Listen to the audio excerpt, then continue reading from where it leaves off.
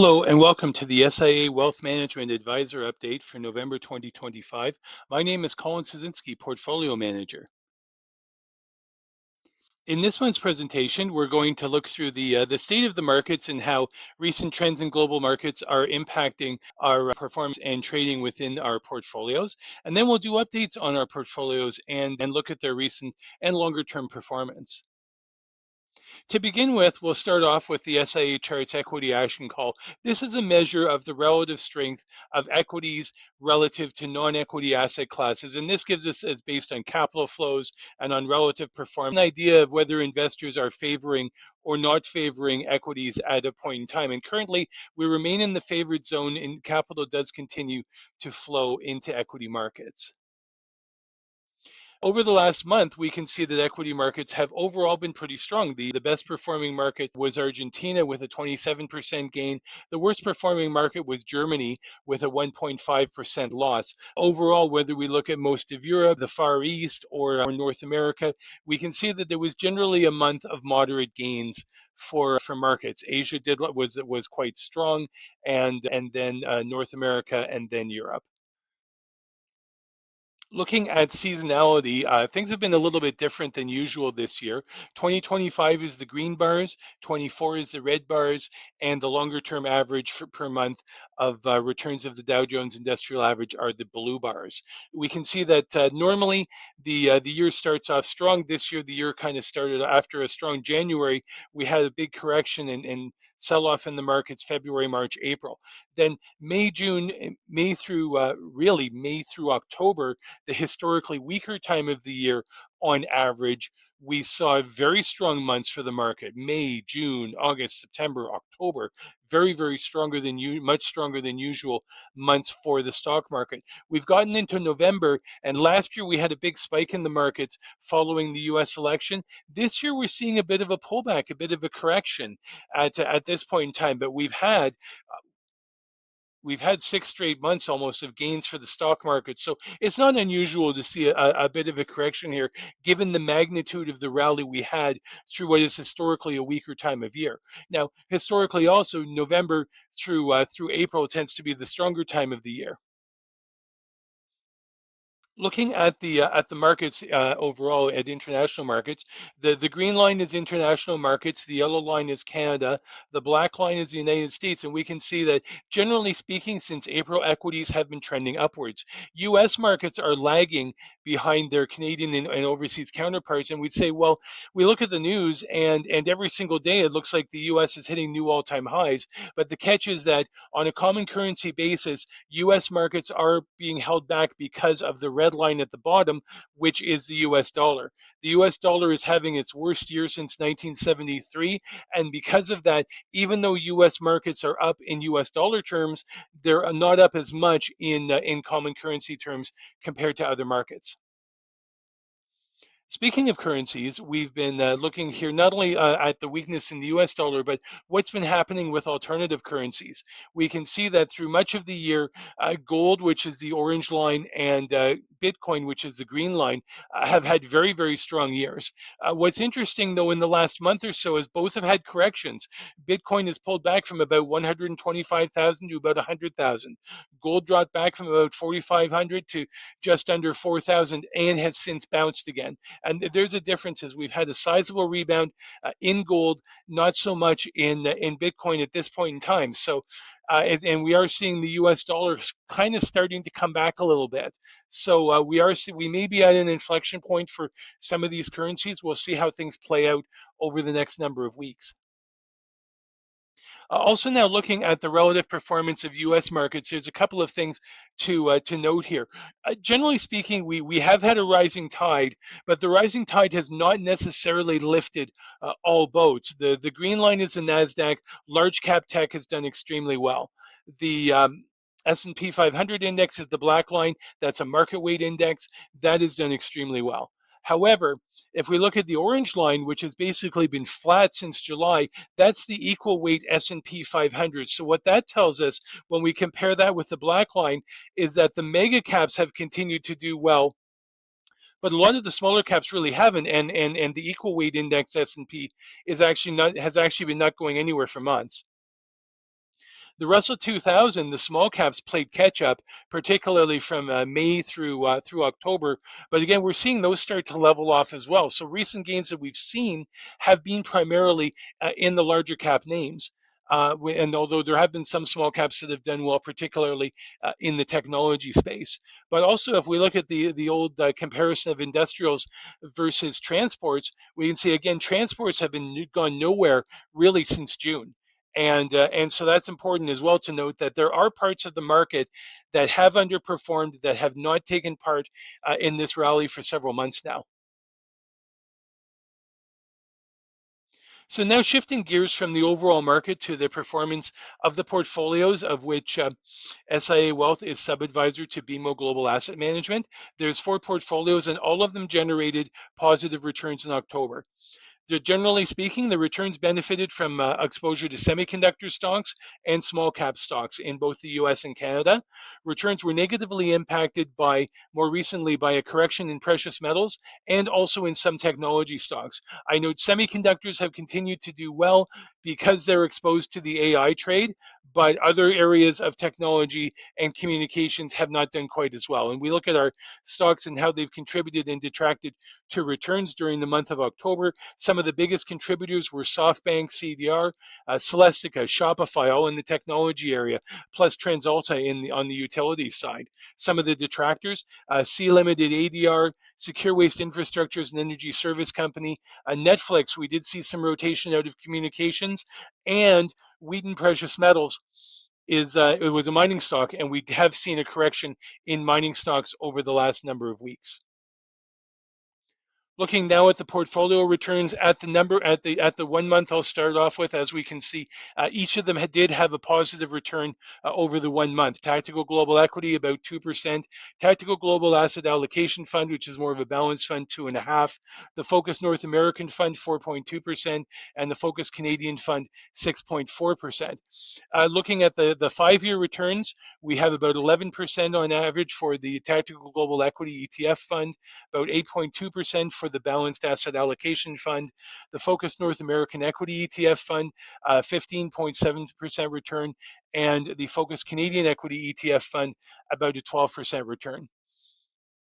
Looking now, we're going to look at each of the funds and how they're performing. And the market we're looking at here is the iShares MSCI World Index ETF, which we're using kind of as a proxy for general sentiment towards global equities, so that we're not seeing the impact necessarily as much of how sector weightings impact country indexes. We're trying to just kind of get a general sense of the overall trend of equity markets here. So in the case of the Global Equity ETF Fund, this is a 2-year chart, and we can see it's generally been tracking and trending higher along with the index, although it has lagged a little bit more recently. In recent months, the ETF fund was focused more on low volatility, broad-based ETFs. As a result of the volatility we saw last winter, that has since changed and moved back to more traditional broad-based country ETFs, and we're starting to see the catch up as that has progressed. And we can see in the last 3 months, in fact, we have had periods where the fund has outperformed the global benchmark, and in fact has generally both been fellow travelers trending upwards over the last 2 months. What I wanted to show here with the Tactical Global Asset Allocation ETF fund is this is more of a balanced fund. It's 60% the Tactical Global Equity Fund and 40% a fixed income ETF portfolio. And so what we can see here with performance is it's generally been positive. It's done not as one would expect. It hasn't done quite as well as a pure equity, but it's done better than the reference benchmark for bonds. So as one would expect, its performance is somewhere in between stocks and bonds, but it has been outperforming the bond side. And we can see this also more recently, again, that all 3 have been trending upward, and the portfolio, which is the orange line, is right down the middle. Our North American Equity Fund rotates between, it takes 15 relative strength leaders from the largest cap U.S. and Canada stock universe, the S&P 100 and the TSX 60, and we can see over the last 2 years, this portfolio has consistently trended upward and consistently done well within the context of the global trend in equity markets. And similarly, over the last 3 months, again, it has continued to trend upward in line with a bull market for global equities. The BMO SIA focused Canadian equity fund has also continued to trend upward over the last couple of years. It has moved up at a slower pace than the trend in global equities, but it still has continued to generate profits. And we can see that more recently, it does get impacted from time to time. We in Canada with swings in small caps, with swings in resources. Just as I look at this chart here, the back in August there was some a pullback in more in small cap kind of names that the portfolio was affected by, but then September, October, it caught up quite quickly. Here in November, it did have a bit of a pullback. That's in line again with a kind of a pullback in technology stocks, in small cap stocks, and in resource stocks. But even then, that also has started to. We have seen this start to rebound again in recent days.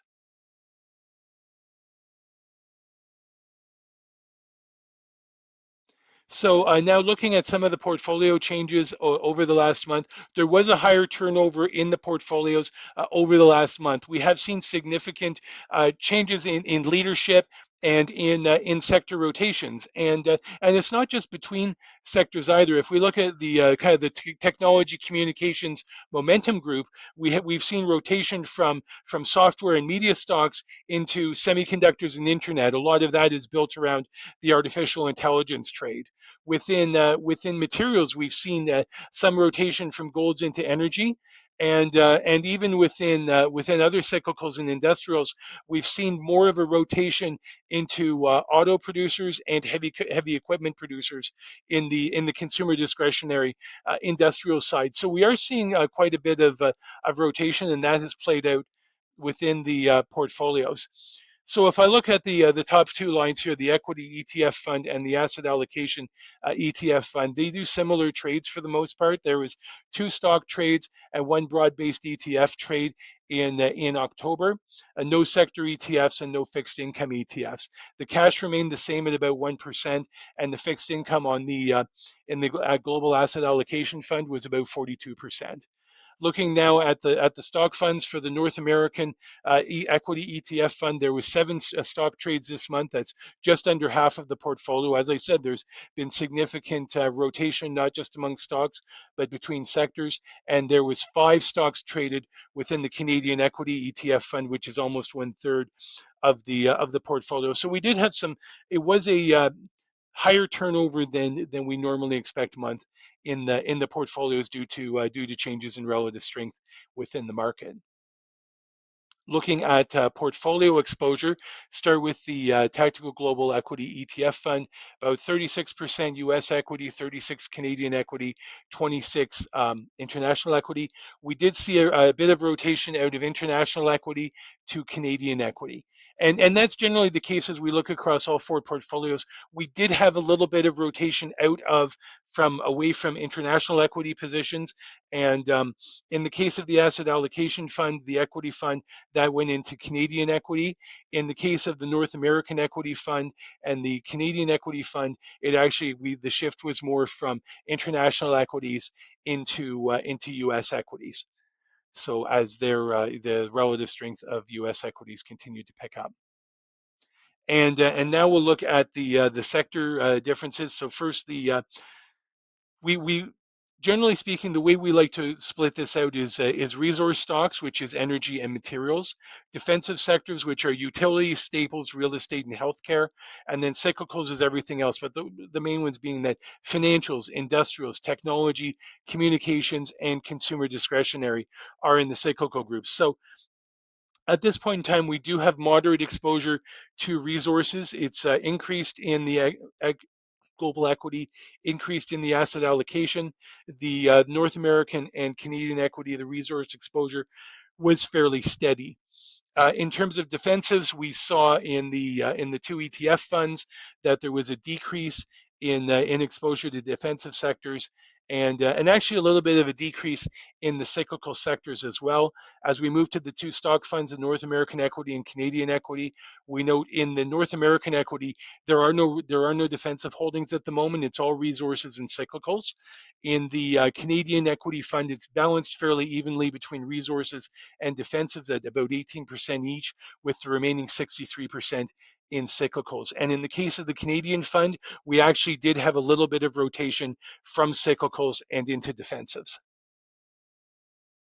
Looking ahead, the political environment does appear to be improving. This week, we're seeing in particular that the U.S. government shutdown, the bill to resolve the U.S. government shutdown, is working its way through Congress and seems like it's heading that way through. So that would be a significant political risk that would start to go away, at which point we may see focus go back towards trade and tariff negotiations or something else. It depends. But we are moving, as I noted in the seasonality chart, into what's historically been the seasonally stronger time of the year, which runs from November through April. And at the moment, the SIA Wealth relative strength indicators remain bullish. We continue to monitor trends in capital flows and relative strength. And as we showed in October, we are prepared to make tactical changes as necessary with the holdings of the portfolios. So that concludes this month's review from SIA Wealth Management. We thank you all very much for joining us and look forward to speaking with you again next month. Have a great day.